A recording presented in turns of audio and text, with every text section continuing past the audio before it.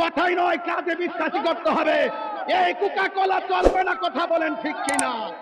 এই কোকা কোলা চলবে না, ঠিক কিনা বলেন? ইসরায়েলের আগ্রাসন যেইভাবে ফিলিস্তিনি মুসলমানদের উপরে দিনে রাতে চালিয়ে শিশুদেরকে নির্মমভাবে হত্যা করছে, আমাদের প্রতিবাদের ভাষা হলো ইসরায়েলের সকল পণ্য বর্জন করতে হবে, ইসরায়েলের সকল পণ্য বয়কট করতে হবে।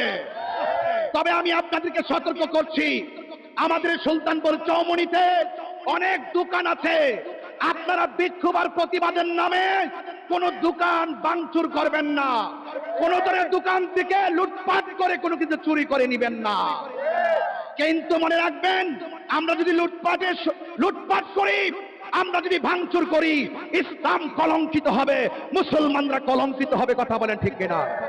আমি ইন্টারিম গভর্নমেন্টকে পরিষ্কার ভাষায় বলতে চাই, অনতি বিলম্বে প্রত্যেকটা দোকানদারদেরকে নোটিশ করা হোক, ভোক্তা অধিদপ্তরের মাধ্যমে জানিয়ে দেওয়া হোক যে এতদিনের ভিতরে যত ইসরায়েলের পণ্য আছে সব তাদেরকে রিটার্ন ফেরত দিয়ে দিতে হবে, কথা বলেন ঠিক কিনা? আগামীর কোনদিন ইসরায়েলের পণ্য আমরা ব্যবহার করব না, ঠিক কিনা?